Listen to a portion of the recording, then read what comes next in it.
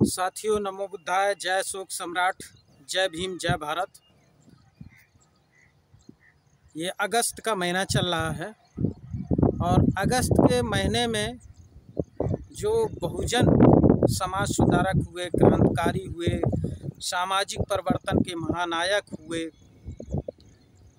उन्होंने जिनकी जयंती है, लगभग 6 लोगों की आज जयंती हम बताने जा रहे हैं, जिनकी अगस्त में जयंती हुई है और 2024 चल रहा है। और ये अगस्त के महीने में कौन कौन से ऐसे बहुजन महापुरुष हुए जिन्होंने इस भारत के लिए अपना बहुत बड़ा योगदान दिया है।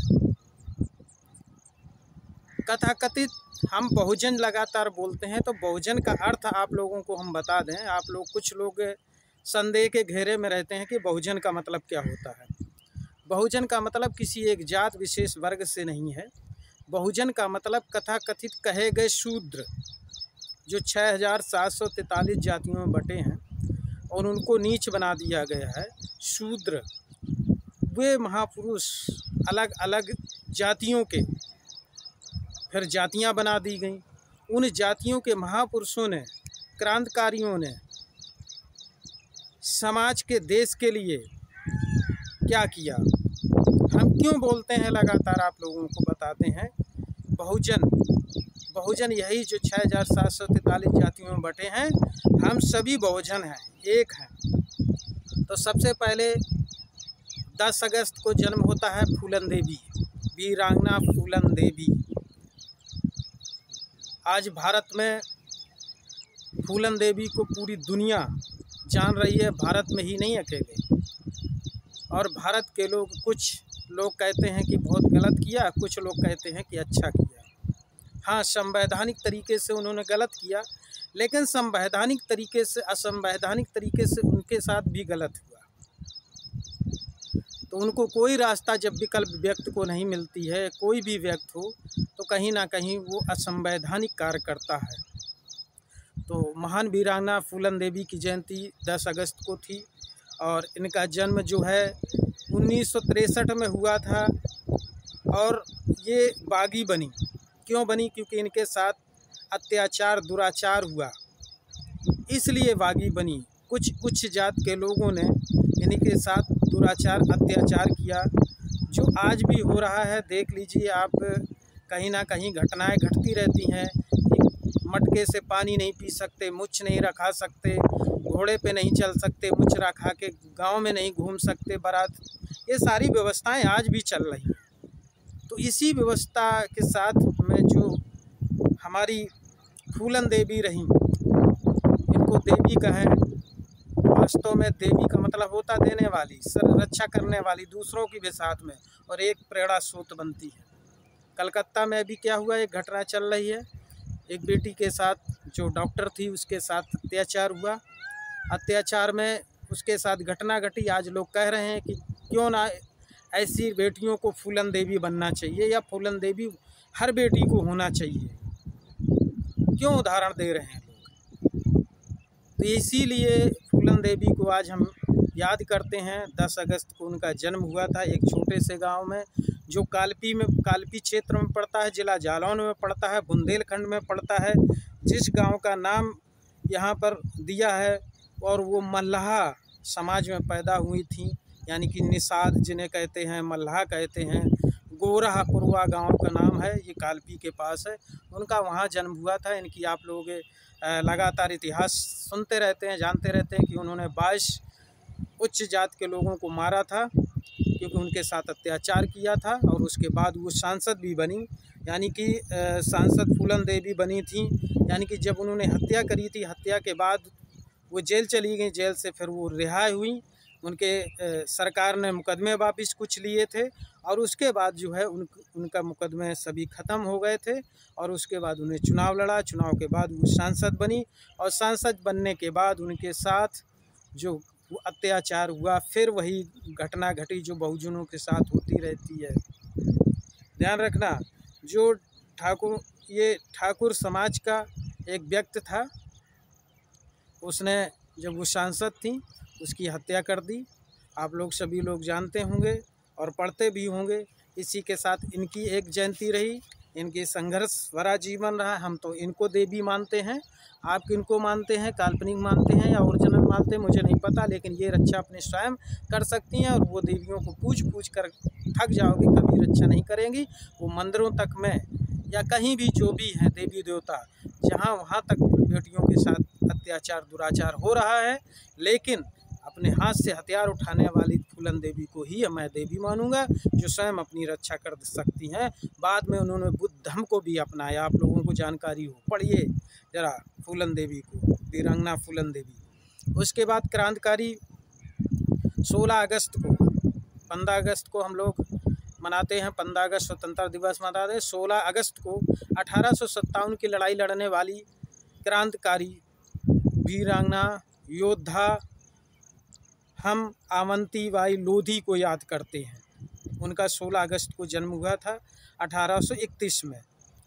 उन्होंने अपनी लड़ाई में पूरा बलसल के साथ संघर्ष किया और उन्होंने देश के लिए कुर्बानी अपनी दे दी, बलिदान दे दिया उन्होंने, और वो अमर शहीद हो गए। वो अंग्रेज़ों के हाथ नहीं आई थी और उन्होंने स्वयं अपने तलवार मार ली, तलवार से हत्या अपनी स्वयं बलिदान दिया था। तो ऐसी वीरांगनाओं को आज हम याद करते हैं। उसके बाद आते हैं बीपी मंडल, जो वास्तव में पिछड़े वर्ग के निर्माता रहे। आज जो आरक्षण मिल पा रहा, हम लोग आरक्षण ले रहे हैं, इनका बहुत बड़ा योगदान रहा। इनका नाम था बिंदेश्वर। बीपी मंडल का मतलब होता है बिंदेश्वर प्रसाद, ठीक। और इनका जयंती जो 25 अगस्त को 1918 को इनका जन्म हुआ था। 25 अगस्त 1918 को बनारस में, लेकिन बिहार में वो पले पुसे थे। बचपना उनका वहीं गुजरा था। इनका मोरहुआ गांव पड़ता है, वहाँ पर उनका बचपना बीता था। इसके बाद हम आते हैं संत नारायणा गुरु। कहीं कहीं इनकी जयंती संत को, गुरु नारायणा गुरु को हम लोग सुना है कि केरल के थे, त्रिपुरम के, और इनका एक गांव था चिंपा चथी नाम था उस गांव का, वहाँ के थे। और इनकी जयंती अभी कन्फर्म कहीं कहीं 20 को है, कहीं 22 को लोग मना रहे हैं, कहीं 26 अगस्त 1854 को इनका जन्म हुआ था। और ये समाज सुधारक थे। ये समाज सुधारक, इन्होंने एक समाज में बहुत बड़ी अच्छा जात पात छुआछूत आदि जो व्यवस्थाएं चल रही थी, इसके विरोध में बहुत जो पाखंडवाद था, अंधविश्वास था, इसके लिए उन्होंने संघर्ष किया। मंदिरों में जाने नहीं देते थे शूद्रों को। आज भी वही दशा है, यानी कि यहाँ की राष्ट्रपति भी नहीं जा पाते हैं, तो नहीं जाने देते थे, और इस समय भी यही है।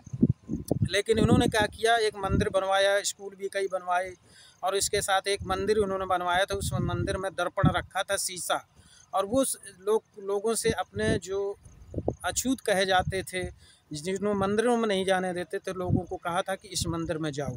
और उस मंदिर में जाने से जब शीशा वो देखेंगे, फूल चढ़ाएंगे, तो उनका उद्देश्य था कि तुम ही भगवान हो, तुम ही ईश्वर हो, तुम ही देवता हो, इसलिए उस शीशे में देखो और फूल चढ़ाओ। ये उन्होंने एक बहुत अच्छा काम किया था। अब दीपो भव, जो बुद्ध ने एक रास्ता बताई थी। उसके बाद एक जैन महान मेजर ध्यानचंद्र, जो जादूगर हॉकी प्लेयर थे, इनका जन्म इलाहाबाद में हुआ था। और ये जादूगर कहे गए, जो इनकी हॉकी थी और बॉल थी, एक दूसरे में जैसे चुमकी पकड़ लेते थे। उस समय उनका जन्म 29 अगस्त 1905 में हुआ था, इलाहाबाद में हुआ। ओलंपिक को भारत को 3 बार इन्होंने लगातार पदक जिताने का काम किया। स्वर्ण पदक इन्होंने जीते थे, और ये उत्तर प्रदेश इलाहाबाद के थे। तो साथियों, मैंने आप लोगों के ये महापुरुषों के नाम बताए और आप लोगों को जानकारियाँ दी। आप लोग इनको पढ़िए ज़रूर, और पढ़ कर के अपने विचारों के साथ साथ अपने बच्चों को, आने वाली पीढ़ी को जरूर समझाने की कोशिश करना है। और हम फिर उसके बाद महामाना रामस्वरूप वर्मा, जो महामाना रामस्वरूप वर्मा थे, जिन्होंने अर्जक संघ की स्थापना की थी, उनका जन्म 22 अगस्त 1923 में हुआ था। और कानपुर को गौरीकरण गांव है, कानपुर देहात में, उत्तर प्रदेश में, वहां उनका जन्म हुआ था। और इन्होंने जो है कई बार विधायक रहे, सदस्य रहे, जो विधायक बने 6 बार लगभग। और फिर उसके बाद आप लोग इन महापुरुषों के बाद हम लोग लगातार, और ये हमारे लगभग 1 2 3 4 5 6 महापुरुष हो गए जो जिनकी जयंती यानी कि अगस्त में हुई। और 1 सितंबर को जो जयंती फिर है, जैसे अगस्त ख़त्म होगा 1 सितंबर को, जिसे पेरियार ललई सिंह यादव कहते हैं, उनकी जयंती है। और उनकी सच्ची रामायण पुस्तक है, देखिए मेरे हाथ में भी है, ये देखिए सच्ची रामायण पुस्तक, और इसको आप लोग पढ़िए ज़रूर। ये सच्ची रामायण पुस्तक, इसमें पाखंडवाद, अंधविश्वास और सच्चाई लिखी है। जो रामायण हम लोग पढ़ते हैं, बहुत सारी रामायण हैं, इसलिए आप लोग पढ़िए और इन महापुरुषों को ज़रूर जानिए और अपने बच्चों को बताइए, जिससे कि आप लोगों को प्रेरणा मिल सके। मैं कमलेश कुशवाहा लगातार आप लोगों को ये बहुजन विचारक, बहुजन अंधविश्वास पाखंड में जो फंसे पड़े हैं उनको निकालने की कोशिश कर रहा हूँ वीडियो और चैनल के माध्यम से। मैं आप लोगों से यही अपील करूँगा कि आप लोग अधिक से अधिक हमारे चैनल को सब्सक्राइब करें और शेयर करते रहें, जिससे कि लोग जागरूक होते रहें। सभी साथियों को नमो बुद्धाय, जय शोक सम्राट, जय भीम, जय भारत।